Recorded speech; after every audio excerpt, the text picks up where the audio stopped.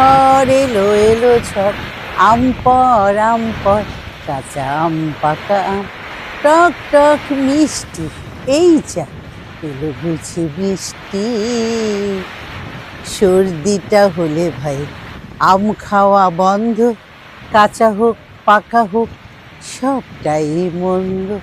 তার চেয়ে চলো যাই করি কিছু খাটনি, তেল নুন ঝাল মেখে করে নেই চাটনি।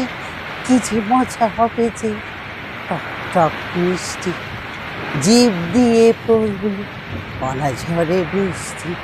এ কি শুধু অনা সৃষ্টি, এই যা এলো বুঝি বৃষ্টি।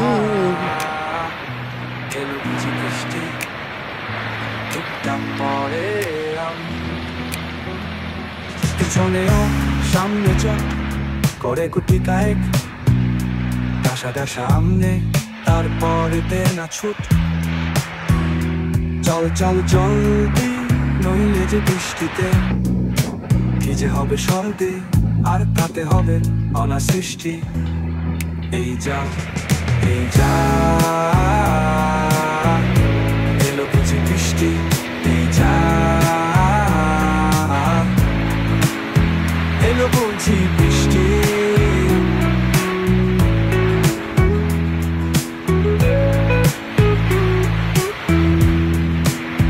সর্দিটা হলে ভাই আম খাওয়া বন্ধ, কাঁচা হোক ডাসা হোক সবটাই মন্দ। তার চেয়ে চল যাই করে কিছু খাটনি, নুন ঝাল তেল মেখে করে নিই চাটনি। কি যে মজা চাটনিতে, টক ঝাল মিষ্টি, দেখলেই জিভ পুড়ে আসে পানি বৃষ্টি। আহা কি যে মিষ্টি মিষ্টি, এই যা এলো বুঝি বৃষ্টি, এই যা এলো বুঝি বৃষ্টি।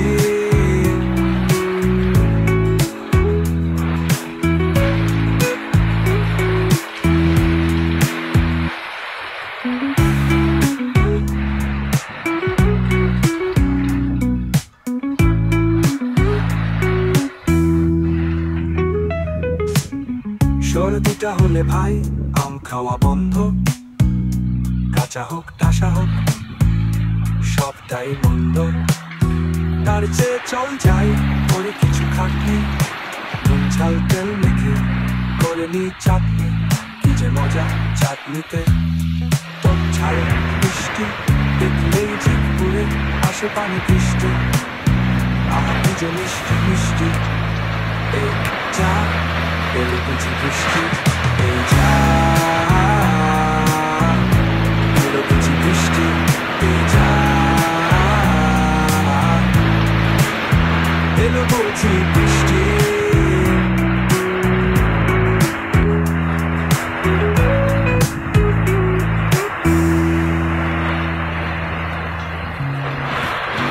আসসালামু আলাইকুম ভিউয়ার্স, গানটা কেমন লাগছে? কিন্তু বৃষ্টিও চলে গেছে, ঝড়টা আসছিল বটে, আর কাঁচা আম এখনো গাছে ঝুলছে, পাকতে শুরু করেছে মাত্র, পুরোপুরি পাকে নাই। আর আমি বুদ্ধি করলাম, চাটনির কথা বলেছি তো আমি একটা কাজ করি, 2 রকমের আচার তৈরি করলে কেমন হয়। আচারের সিজন চলে গেলে তো আর হবে না, এখন তো কাঁচা পাকা পাচ্ছি আমি কাঁচা আম। তো চলুন আর দেরি নয়, আমার সাথে থাকবেন। আমি যতক্ষণ পর্যন্ত কাজটা করব অবশ্যই আমার সাথে থাকতে হবে। আর সেই সাথে অনেকদিন পর আবারও আবদারে আসছি, সেটি হচ্ছে আমার ইউটিউব চ্যানেল রোকেশ টিভিকে অবশ্যই আপনারা সাবস্ক্রাইব করবেন, লাইক শেয়ার কমেন্ট করে আমাকে কৃতার্থ করবেন। চলুন আর দেরি নয়, আমি এখানেই ছাদে আজকে এই আম বাগানে বসেই কিন্তু আচারগুলো তৈরি করব, চাটনি আচার সব কিছু তৈরি করব। চলুন তাহলে। আমি রান্নাটা শুরু করার আগে একটু রান্নার সরঞ্জামগুলো আপনাদের সাথে পরিচয় করিয়ে দিচ্ছি। আমি আজকে কাঁচা আম নিয়েছি, এখানটা আছে 4টা, আরো 4টা এখানে কেটে নিয়েছি, আপনারা দেখতে পাচ্ছেন। তারপরে আর কতগুলো আমি আম দেখাচ্ছি। এই যে আমার আম, এটা আমি আজকে 3 দিন যাবত শুকিয়েছি। কিভাবে শুকিয়েছি এখন এটা বলছি। এখানের মধ্যে আমি একটু সরিষার তেল, লবণ, হলুদ, একটু চিনি মিশ্রিত করে খুব মেখে একটা এরকম বাটির উপরে বসিয়ে দিয়েছি, বড় গামলার উপরে। 3 দিন পর্যন্ত এটা এইভাবে শুকাতে শুকাতে গামলার মধ্যে যে পানিটা, বাড়তি পানিটা পড়ে গিয়েছিল। এখন আজকে আমি চুলাতে এটা একটু প্রসেস করব মশলা দিয়ে। আর এটা হবে একটু অন্যরকম, এটা একদম সোজা। এটা লাইকে কাশ্মীরি আচার। আপনারা সবাই কাশ্মীরি আচার অনেকে অনেক রকম করে বানায়। আমি কিন্তু এখন খুব সোজাভাবে বানানোর জন্য এই সিস্টেমে বানাই। আমি প্রথমে কাশ্মীরি আচারটা হাতে নিচ্ছি। এটা আমি একটু প্রসেস করে রাখতে হবে, এই জন্য আমি এটা হাতে নিলাম। আমার এখানে কি কি আছে এটা এখন একটু পরে বলি। প্রথমে আমটাকে আমার মেখে রাখতে হবে। মাখাটা আমি শেষ করি, তারপরে মশলাটা নিয়ে বলব। এখানে আমি এগুলো ধুয়ে টুয়ে, আপনারা দেখতে পাচ্ছেন আমি এগুলো সব পরিষ্কার করে ধুয়ে টুয়ে রেখেছি। যেমন আমি এটা খুব কাজের সুবিধার জন্য, গৃহিণীদের সুবিধার জন্য এই আমটা ছিলে আমি কিন্তু এখানে দাগ দিয়ে দিচ্ছি। অনেকে কাটে, চিকন চিকন করে কাটতে বসে, চাইলে আপনারা তাও পারেন। আমি খুব ইজি প্রসেসে এটা করি। এটা আমার এই প্রসেস আমারটা। তারপরে এখানে এই যে এখন একটু গরমের একটু ভাব থাকলে কিন্তু আমের মধ্যে একটু পোকাটা বেশি এসে যায়। মাঝে মাঝে কয়েকটাতে পেয়েছি আমি, আবার কিছু কিছু একদম ভালো। তবে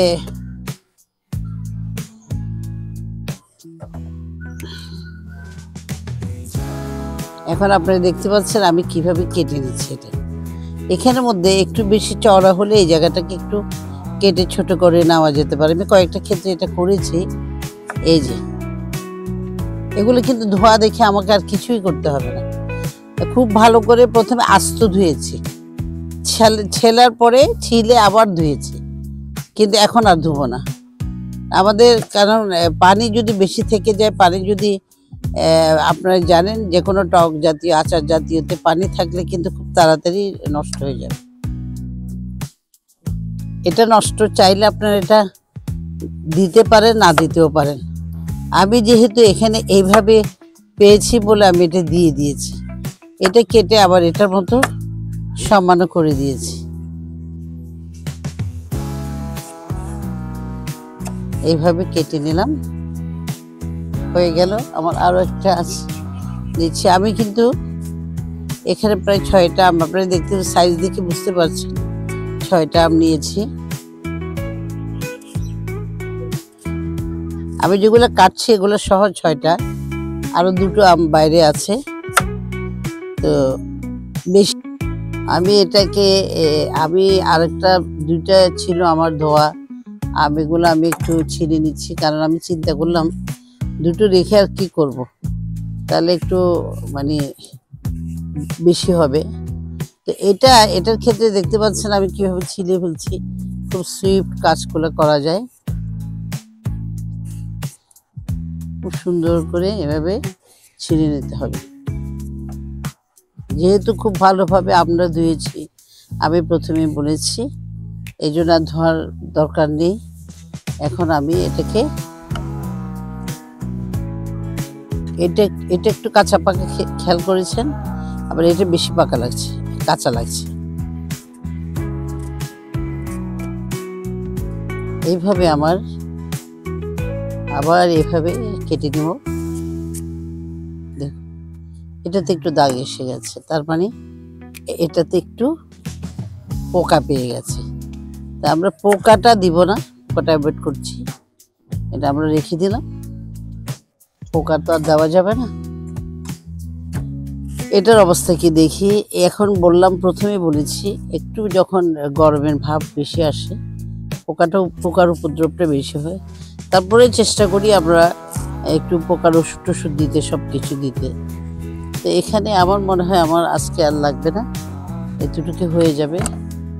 এখানে আমরা 2 কেজির মতো হয়েছিল আমগুলা।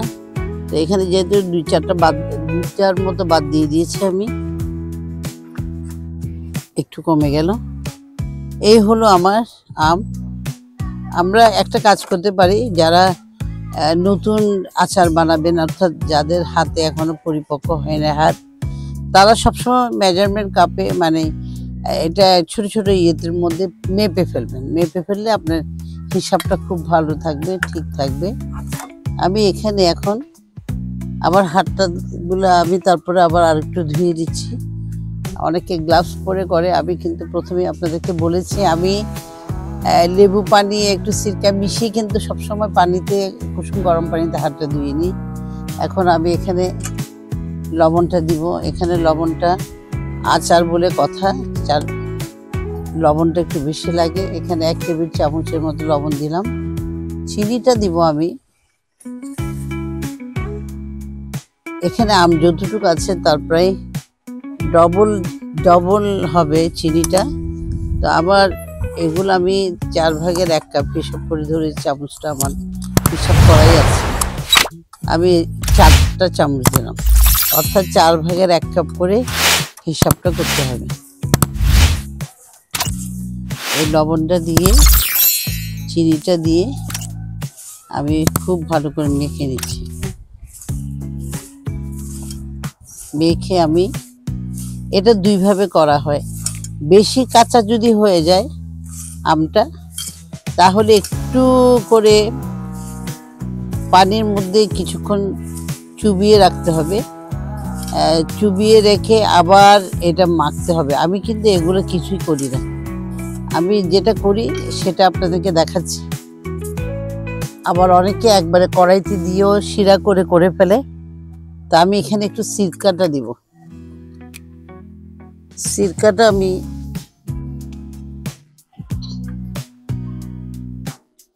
দুই টেবিল চামচ পরিমাণ দিয়ে পেলাম।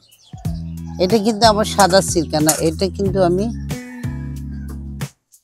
সিরকা নিয়েছি, অ্যাপেল সিরকাটা আমার বাসায় ছিল, এটা ব্যবহার করছি। কারণ আমার কেন জানি একদম, আমি সাদা সিরকাটা দিই নাই, ওটা একটু খারক বেশি লাগে আমার। আমি অ্যাপেল সিরকাটাই দিয়েছি, দিয়ে এই দেখলেন আমি মেখে ফেলছি। এখানে কিন্তু এখন এই মুহূর্তে আর কিছু দিব না, এটাকে আমি রেখে দিব 10 মিনিটের জন্য ম্যারিনেট করছি। এটা ঢাকনি দিয়েও রাখা যায়, এমনি রাখা যায়। তো এইভাবে রেখে দিচ্ছি। এখন আমি আমার এটার মধ্যে আমি কতটুকু নিয়েছিলাম, আমার মনে হয় আরেকটু লাগবে। এটা রসুনটাকে একটু গ্রেট করে নিচ্ছি। অনেকে রসুন কুচি করে নেয়, তা আমি গ্রেট করে নিচ্ছি, একটু মোটা মোটা করে গ্রেট করছি।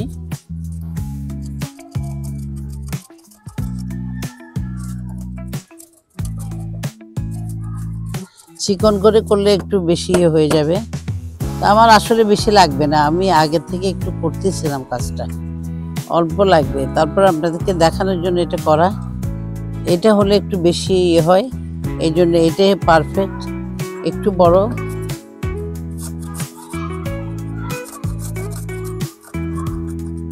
এরকম জাস্ট এরকম একটা টুকরা হবে। তা আপনারা চাইলে বুটকি দিয়ে দিতে কাটতে পারেন, ছুরির সাহায্যে কাটতে পারেন। আমি এখানে আর বেশি রসুন দিব না। এটা নিচ্ছি আমার আরেকটা আম যেটা শুকিয়েছে, ওটার জন্য। যেটা শুকিয়েছে ওটার জন্য আমার অনেক কাজ। আমি এবার মশলাটাতে যাচ্ছি। মশলা এই লাল মরিচ, এই মরিচটা নিয়েছি কিন্তু আমি কাশ্মীরি আচারের জন্য, ওই জন্য তেজপাতা নিয়েছি। এটাকে আমি একটু চিকন করে কাটতে হবে, দেওয়ার সময় দিব। তারপরে মশলা যেটা নিয়েছি আমি সেগুলো একটু দেখাই। এখানের মধ্যে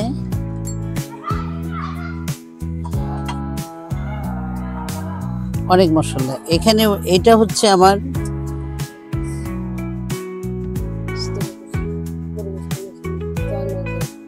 আমরা সাধারণত গরুর মাংসের মশলাতে দিয়ে থাকি। এটা আজওয়ানে আর রাঁধুনি মিশানো, এটার সবগুলো টালা গুঁড়া। এখানে এটা হচ্ছে আমার পাঁচফোড়ন গুঁড়া, এটা হচ্ছে চিকন জিরাটা, এটা হচ্ছে মৌরি মিষ্টি জিরাটা, আর এখানে হচ্ছে এলাচি দারচিনিটা। এখানে মরিচ হলুদ লবণ, তারপরে আছে একটু গুড়, রসুন তো বলেছি, একটু সিরকা আছে, আর এই আচারটার মধ্যে আমি একটু এটাকে বলে আচারের যেটা আমরা দিয়ে থাকি, এখানে সাইট্রিক অ্যাসিড যেটাকে বলি আমরা আচারের জন্য এটা ইউজ করি আমরা। যারা বেশি লেবু টেবু, সাইট্রিক অ্যাসিড কিন্তু লেবুতেও আছে, লেবু দিয়ে আমি অনেক সময় করে ফেলি, কিছুই দিই না। এটা ফ্রিজে রাখলে কিছু দিতে হয় না, বাইরে রাখলে কিন্তু একটু দিতে হবে। তারপর আছে সরিষার তেল, পিওর ঘানির সরিষার তেল আছে। তারপর আরও আছে একটু আদা বাটা আছে একটু। আমি এরপরে আমি প্রথমে একটু ইয়েটা করিনি, এখানে একটা ছোট কাজ আছে আমার। কাজটা হচ্ছে এটা কিন্তু ধুয়ে মুছে পরিষ্কার করে আগের থেকে আমি একটা বয়ামে রেখে দিয়েছিলাম।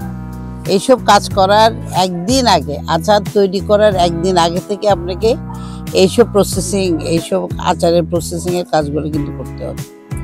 এখন আমি এটাকে একটু কাছে দিয়ে এইভাবে একটু লম্বাটে করে কাটছি। আপনারা দেখতে পাচ্ছেন এটা এইভাবে কাটার কারণটা হচ্ছে, এটা যেহেতু আমার আমগুলো এইভাবে কাটা, ওই জন্য আমি এভাবে কাটছি।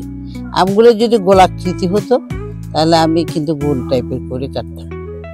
এগুলো এইসব কাজগুলো কিন্তু কাজ যেটুকু করেছি এটা দিয়ে হয়ে যাবে। কম পড়লে আমি দরকার হলে আবার কেটে নিব।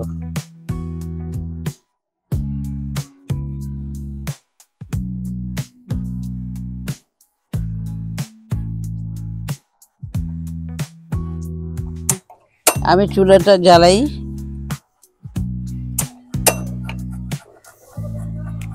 প্রথমে তেলটা দিব। এখানে তেলের বিষয়টা একটু বলি।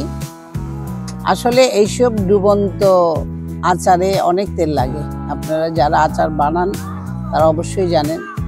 আমার এখানে এখন প্রায় আধা কেজির মতো তেল, আমি প্রায় 1 পোয়ার মতো দিয়ে ফেলছি এখানে। দেওয়ার পরে এটাতে আমি মশলাটা কষিয়ে আমি প্রথমে আচার আমগুলো ঢেলে ফেলবো। আজকে একটু নাড়াচাড়া করব, আবার কালকে তেল গরম করে আবার দিব। এইভাবে আমি 3 দিন পর্যন্ত কিন্তু তেলের মধ্যে চুবাবো। এরপরে এটা আমি যে জারে ঢুকাবো, ওই জার সহ আরও 7 দিন রোদে দিব। তখন এটা বাইরে রাখার উপযোগী হবে। 1 বছর বলে কথা নেই, আরো অনেক দিন বেশি থাকতে পারে।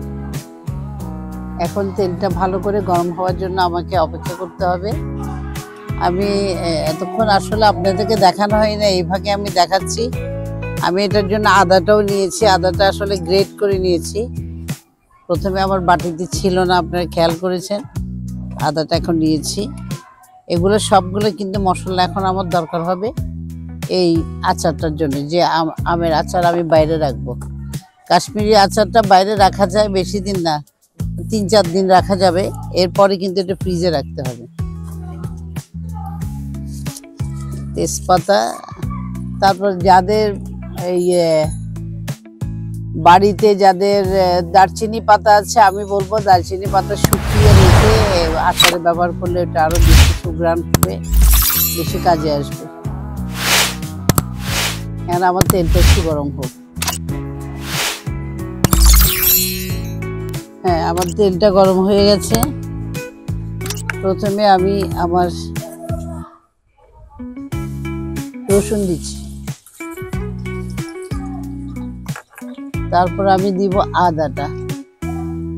আদাটা এখানে প্রায় 1 টেবিল চামচ, পোড়ানো তো একটু বেশি হতে পারে সামান্য। সবসময় আচারটা কাঠের চামচ দিয়ে নাড়তে হয়। আচার জাতীয় সবকিছু কিন্তু কাঠের চামচ ব্যবহার করতে হবে।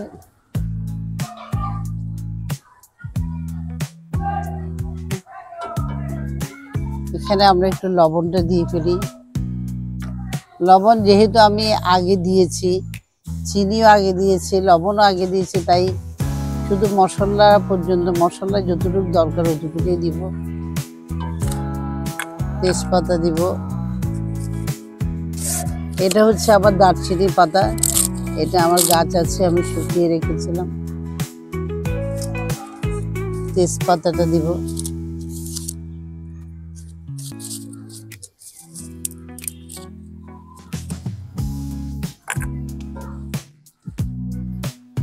এগুলো সবগুলো টালা মশলা, যেহেতু আমি অনেকক্ষণ পর্যন্ত এটা কিছুই করব না, কারণ টালাগুলিটাই আমি শুধু রসুন আর পেঁয়াজটাকে একটু লাল করছি, এরপর একে একে সব দিয়ে ফেলবো।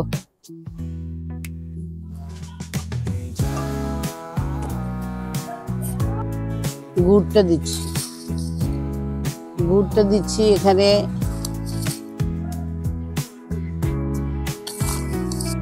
এক কাপ পুরো আছে। এটা দিয়ে, যেহেতু এটা আস্ত আছে এখানে একটু গলে যাবে। এটার সাথে যেটা দিব, এখানে একটু সিরকাটা দিব, ইউজ করব। এরপরে আমি মশলাগুলো দিচ্ছি, আপনারা দেখতে পাচ্ছেন।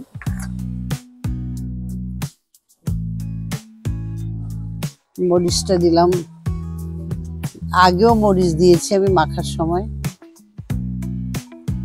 হলুদটাও দিচ্ছি। এবার মশলাগুলো দিব। এটা হচ্ছে এলাচি, দারচিনি। এলাচির পরিমাণটা এখানে বেশি।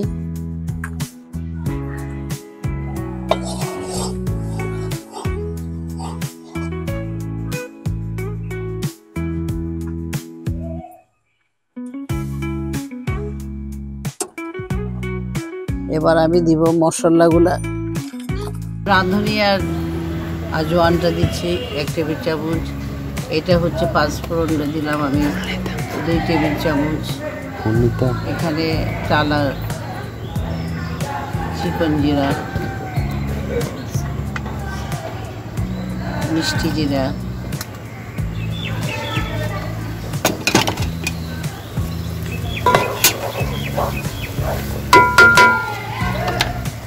এখন চিনিটা একটু দিই। চিনি আমি মাখার সময় দিয়েছি, তারপর আর একটু দিয়ে দিলাম, কারণ টক বেশি আমের। এটা যদিও আমি মেজারমেন্ট ছাড়া দিয়েছি, আপনারা যারা সবসময় রান্না করেন তারা হয়তো বিষয়টা বুঝতে পারবেন।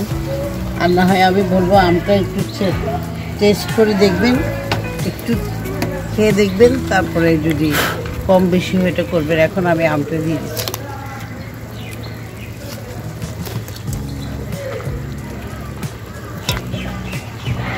এটা আর একটু শুকাতো, আর বেশি শুকাতে দিই নাই, কারণ বেশি শুকাতে গেলে একদম এটা বেশি হয়ে যায়।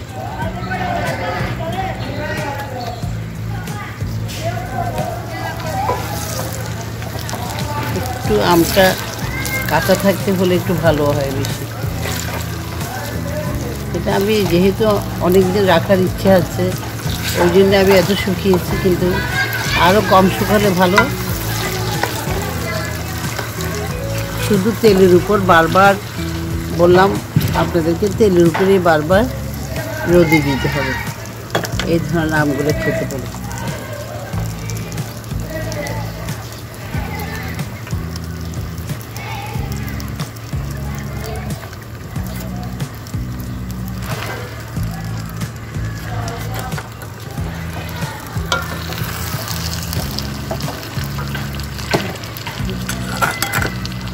আমি আর একটু কাঁচা তেল এখানে দিচ্ছি। সিরকাটা একটু দিলাম।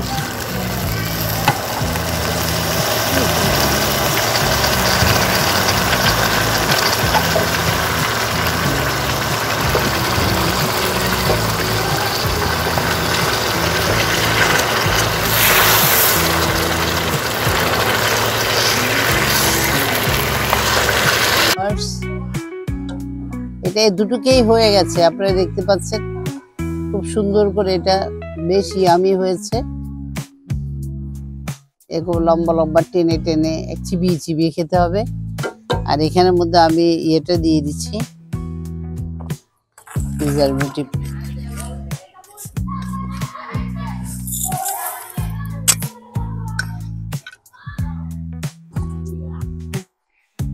আমি এখন আচারের সাইট্রিক অ্যাসিডটা দিয়ে দিচ্ছি। এটা আসলে এইভাবে না দিয়ে গুলিয়ে দেওয়াটা উত্তম, এটাই নিয়ম। এটা আমার এমনি নরম হয়ে গেছে, ওরকম রাখতে রাখতে আমি এটাকে এখন মিশিয়ে দিয়ে আমি নামিয়ে নিচ্ছি। এটা এতটুকু গরমের মধ্যে গলে যাবে। এখন এটা নামিয়ে নিব, তারপর আমি বয়ামে রেখে দিব। কালকের থেকে আমি এটা রোদে শুকাবো 3 দিন। এই হলো আমার প্রসেসিং আমের কাশ্মীরি আচার। এই দেখেন এটা পানি গুলে গেছে, মেখে রাখার পরে এটা এইভাবে এইরকম হয়েছে, দেখতে পাচ্ছেন ভিউয়ার্স, কি সুন্দর হয়েছে। দেখেন একদম রস হয়ে গেছে। আমি রসটাই চুলাতে এখন নাড়বো, টেনে তারপরে হয়ে যাবে আমার। এখানে কাশ্মীরি আচার সাধারণত কেউ কিছু ইউজ করে না, তবে আমি একটু করে ইউজ করি, খুব কম, 4 চামচে 1 চামচ দিয়েছি, আপনি দেখতে পাচ্ছেন। ওখানের মধ্যে আমি 1-2টা রসুন দিব, কিন্তু এগুলো আমি উঠিয়ে ফেলবো। আস্ত দিয়েছি, এগুলো কিন্তু আস্ত দিয়েছি।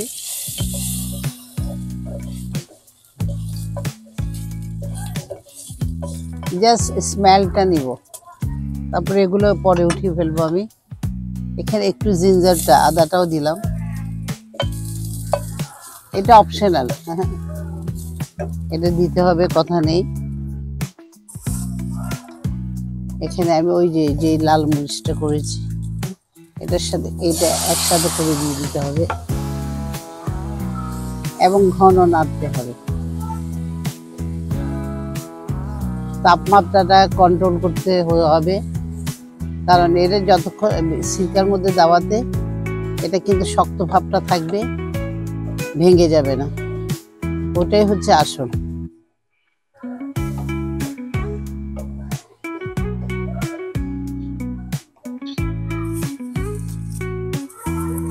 আমি কিন্তু বিচিটা বেশি দিই নাই, আপনারা খেয়াল করছেন, কারণ বিচিতে ঝাল বেশি। বিচিটা না দিয়ে পাতাটা দিলে ওটার ঘ্রাণটাই সুন্দর। আর এখানে যে জিনিসটা দিতে হবে সেটা আমি এখনো দিই নেই, সেটা হচ্ছে 1 চিমটি পরিমাণ দিলাম। এটা হচ্ছে এলাচি দারচিনি, এটা আমি ইউজ করি এটাতে কাশ্মীরি আচার।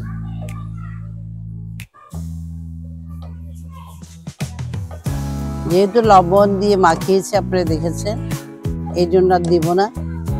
যদি প্রয়োজন মনে করি আর একটু দিব। আর কোনো কারণে এটা আমাদের মেজারমেন্ট করা, সেই হিসাব করে আমি কিন্তু চিনিটা মেখেছি। এরপরেও যদি কম বেশি হয়ে থাকে তাহলে এটাকে কিন্তু আপনাকে অবশ্যই সিরকা দিয়ে একটু গুলে চিনিটা তারপর ঢালতে হবে উপর দিকে। আর এরকম অবস্থায় কিন্তু একটু দেওয়া যায়, 18 হওয়ার আগে দিলে দিতে পারেন একটু।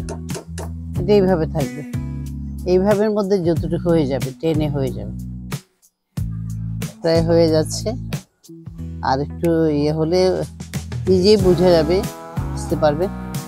এটা একদম আঠা আঠা হয়ে যাবে, আমের সাথে লেগে আঠা আঠা হয়ে যাবে, একটু চিকচিক করবে, খুব ইয়ামি দেখতে লাগবে।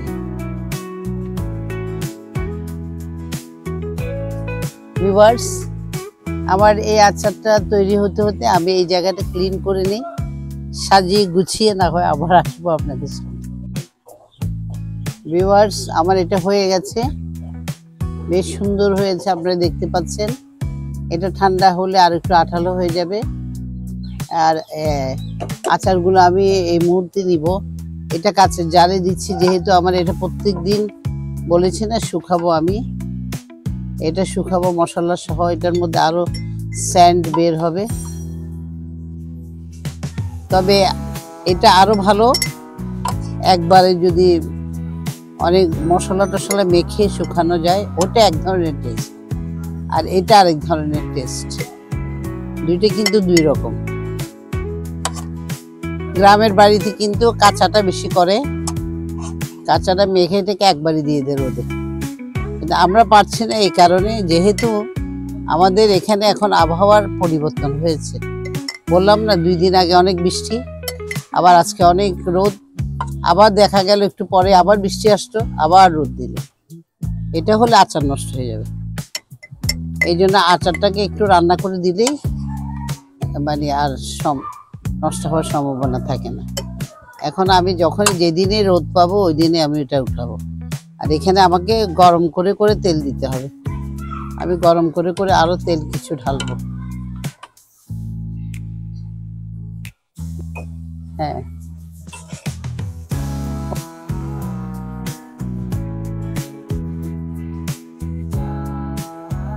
কিন্তু আমি কাজ করতে করতে আবার এখানে আসলাম। আমার বয়ামে একটাতে ঢুকিয়েছি, আরেকটাতে ঢুকাবো। আর এখন দেখা যাচ্ছে আমার এটা একদম হয়ে গেছে। আমি চুলাটা বন্ধ করে দিচ্ছি। এটাও আমি ঢেলে দিচ্ছি, ঢেলে আপনাদেরকে তারপরে দেখাবো। ভিউয়ার্স, আমি বয়ামে ঢুকিয়ে ফেললাম। এখানে দেখেন আমি এখন কাঁচা তেল দিচ্ছি, যেগুলো আমার বেঁচে গেছিল। কিন্তু আমি আবার এটা কিন্তু বয়াম আস্তে আস্তে আরো তেল দিব। আর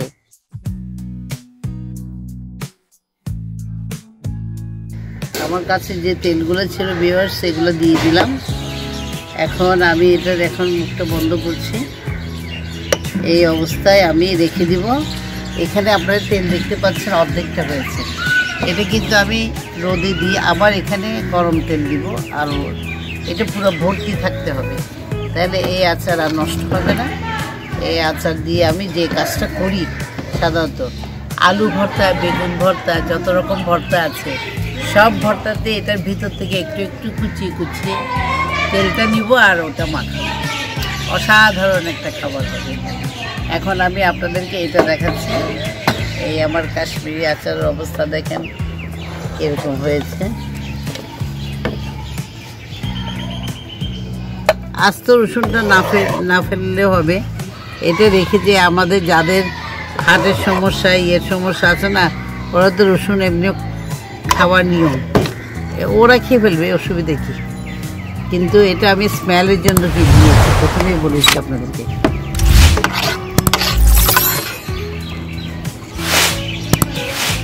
হয়ে গেছে আমার কিন্তু অনেক দেরি হয়ে গেল। এটা আরো দুপুর থাকতে হলে কাজটা বেশি ভালো হতো। দেখতে দেখতে সন্ধ্যা হয়ে গেল।